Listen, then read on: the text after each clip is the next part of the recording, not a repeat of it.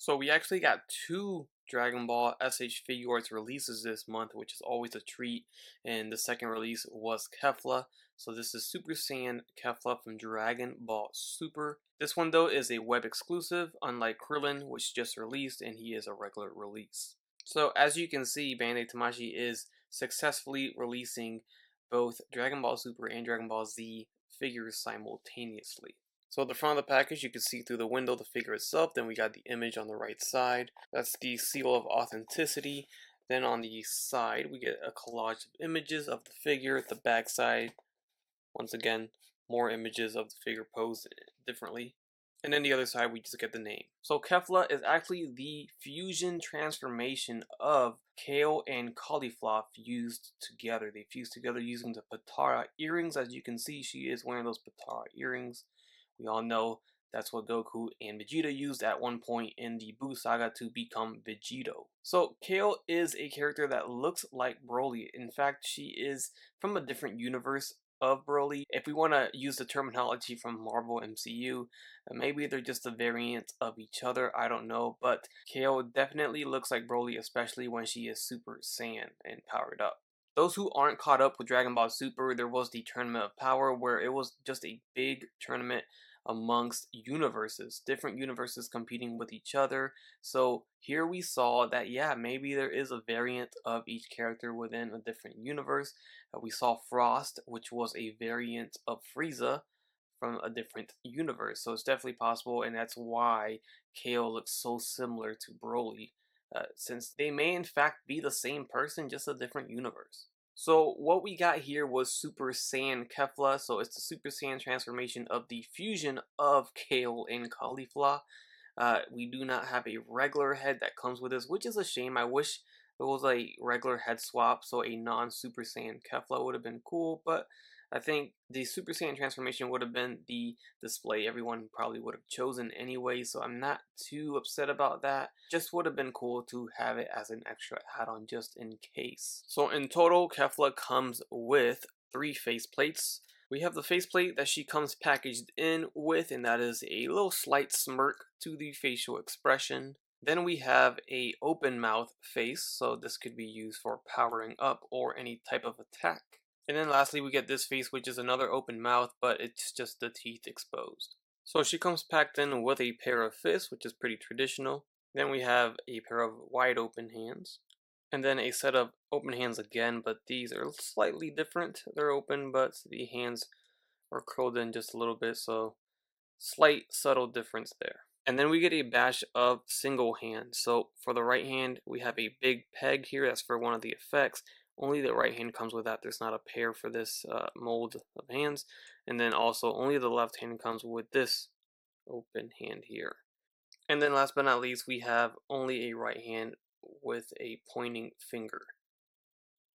So when you're swapping these hands, I would be very careful though, because look how small that peg is. It just makes me scared that it might break off.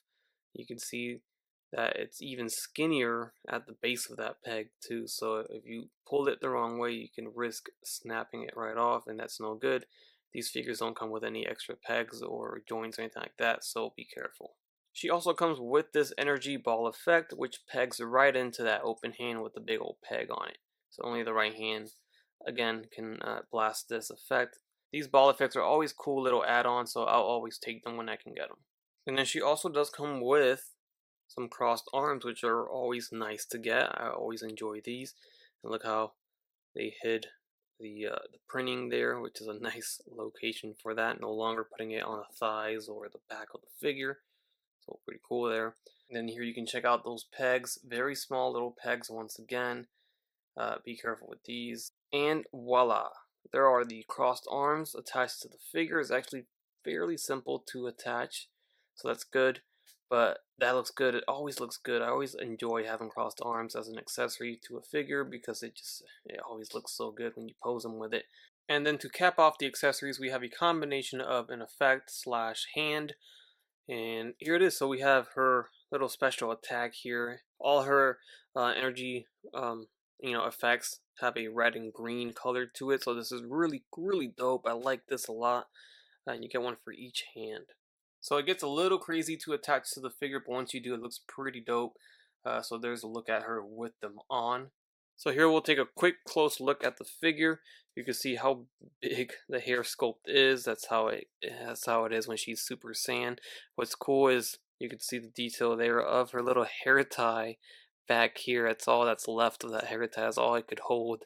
But that's a very cool little detail. As for the face, it's perfect. I see no issues here. Everything's done very well. The Patara earrings are done very well too. Then going down to the sculpt of the torso, I like the abdominal muscles, the abs that they gave her. That's a very nice, sculpt there. And you can see the arms. It's just very skinny and small, but they did such a good job with it. It looks great. There's the back. Going down to the legs. Pretty simple design. It's just a pink long pants and a pink top, and then the gold boots here. So very nice. Alright, so let's check out her articulation in action. The head will move up all the way up like this, and that's very nice range. I like that. So the hair on the back side does not hinder anything, and then she looks down about that far. So pretty dope. Overall, the neck joint is very strong, so you don't have to worry about the weight of the hair falling toward one side or the other. The neck joint will hold it. The only thing you got to worry about is balancing the figure because of the weight of the hair. But so far, I haven't really had any issues with that. She stands up, well as long as you get it balanced. So she looks left and right, and you could get a head tilt if you maneuver the hinge the correct way. Just got to play around with that. Her arms or her shoulder is pretty crazy here. You can pull it, well, you can pull the arm off, of course, to put the crossed arms, but you can pull the arms forward about that far. It's got, a form of butterfly joint there that tucks into the torso. So overall, the range of the shoulders is pretty wild. So you get all the range you would want in and out. It's a little stiff going forward. I would caution going too crazy hard with that because you could snap it again. Those little pegs are quite slim and skinny, so just be careful when you're moving the arms around. But it does go all the way up, down, and in and out. There's a bicep swivel at the top of the shoulder. It's double jointed elbows bend that far. Then we got the wrist swivel with the hinge at the wrist.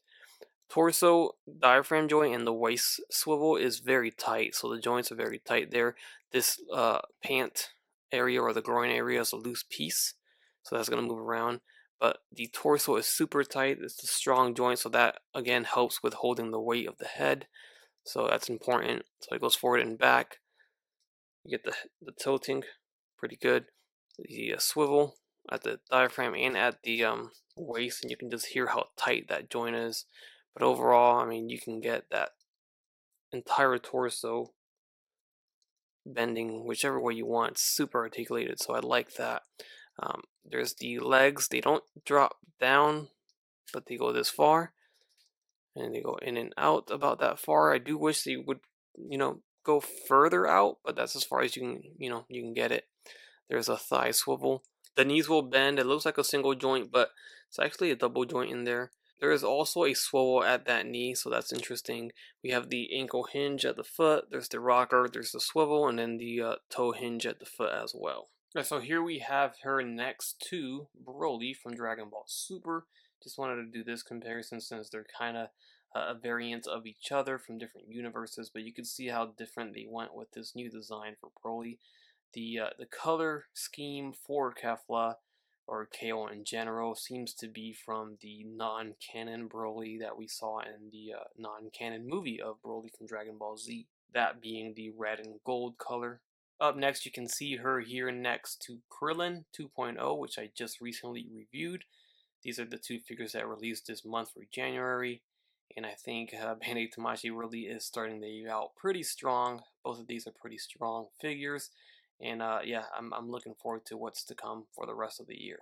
And then here is Dragon Ball Super version of Android 18, another skinny female character, but not as skinny as Kefla. Kefla definitely is a little bit more slimmer, so the parts are more slimmer here, but you can see just how they stack up next to each other. Alright, and that'll do it for this review of the Dragon Ball Super SH Figuarts Super Saiyan Kefla. Overall, this makes a great addition to your collection if you are a fan of the Tournament of Power and Dragon Ball Super in general. We will probably see more of her if they continue the anime. I know the manga is still continuing. We haven't seen any type of anime come out of it, so hopefully that doesn't mean anything bad. But yeah, I like it. It's a great figure. It's a great rendition of the character in figure form, and I really don't have too many gripes about it. I can see how this figure is not going to be for everyone, especially since it's a newer character, not as known as some of the classics. So at least it's a web exclusive, and that's probably why they made it a web exclusive in the first place. So if you guys enjoyed this video, be sure to check out my video review of the 2.0 Krillin SH Figuarts figure. That one just came out as I showed you in this video. But to see an in-depth video in comparison with the original release, check out that review. Would appreciate it if you will also leave a like, comment down below, and subscribe if you haven't done so already. As always, everyone, take care, take it easy, and I'll catch you on the next one. Bye.